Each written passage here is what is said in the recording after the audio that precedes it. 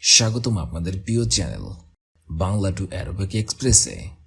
আপনি কি আরবি পড়তে গিয়ে হরফ চিনলেও শব্দ পড়তে সমস্যায় পড়েন? তাহলে আজকের এই ভিডিওটি আপনার জন্য খুবই গুরুত্বপূর্ণ। আজ আমরা শিখব হরকত, অর্থাৎ আরবি হরফের উপর, নিচ ও সামনে ব্যবহৃত স্বরচিহ্ন, যা একটি অক্ষরের উচ্চারণ সম্পূর্ণ বদলে দেয়। গত লেসনে আমরা শিখেছি জবর, আর আজ এই লেসনে আমরা জানব জের এবং পেশ। হরকত ভালোভাবে বুঝতে পারলে আপনিও সহজে আরবি শব্দ পড়তে পারবেন এবং বলতে পারবেন আরো শুদ্ধ করে ইনশাল্লাহ। তাই ভিডিওটি মনোযোগ দিয়ে শেষ পর্যন্ত দেখুন এবং নিয়মিত অনুশীলন করুন। চলুন শুরু করি।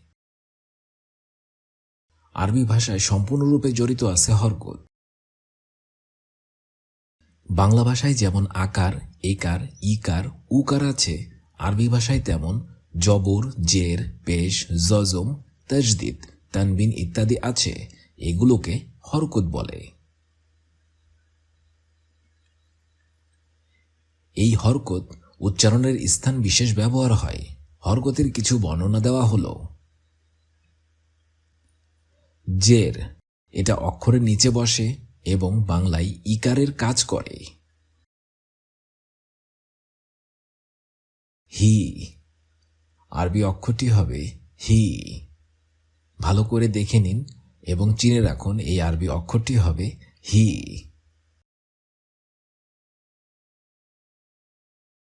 বি, এই আরবি অক্ষরটি হবে বি। আপনি আমার সাথে আরেকবার বলুন, বি।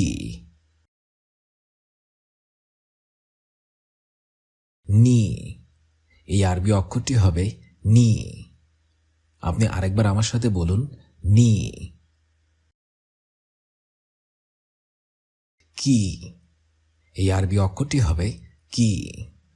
আপনি আমার সাথে আবার বলুন, কি। জি, এই আরবি অক্ষরটি হবে জি। আপনি আমার সাথে আবার বলুন, জি। দি, এই আরবি অক্ষরটি হবে দি। আপনি আমার সাথে আবার বলুন, দি। সি, এই আরবি অক্ষরটি হবে সি। আপনি আমার সাথে আবার বলুন, সি। সি।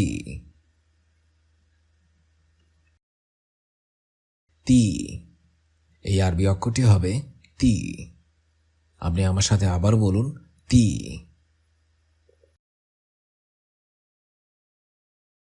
বি, এই আরবি অক্ষরটি হবে বি। আপনি আমার সাথে আরেকবার করে বলুন, বি। পেশ, এটা অক্ষরের উপরে বসে এবং বাংলায় উকারের কাজ করে। কু, উপরের আরবি অক্ষরটি হবে কু।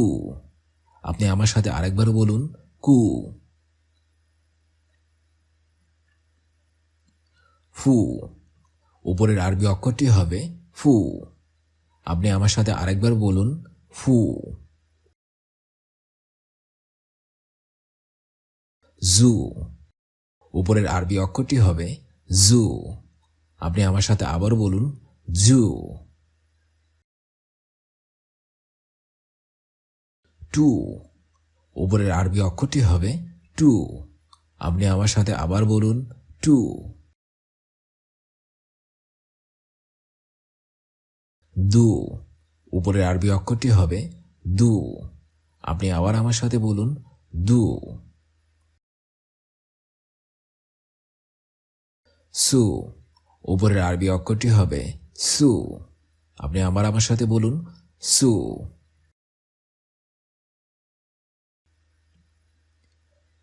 শু, উপরের আরবি অক্ষরটি হবে শু। আপনি আবার আমার সাথে বলুন, শু।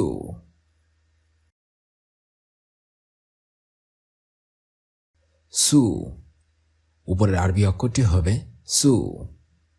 আপনি আমার সাথে আবার বলুন, সু।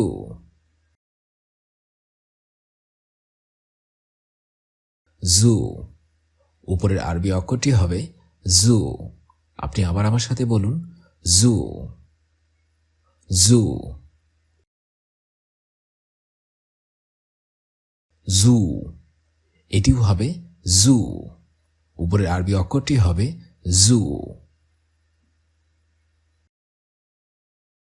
রু, উপরের আরবি অক্ষরটি হবে রু। আপনি আবার আমার সাথে বলুন, রু।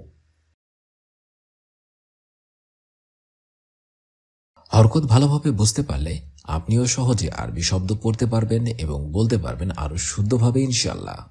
তাই ভিডিওটি মনোযোগ দিয়ে বারবার দেখুন এবং নিয়মিত অনুশীলন করুন।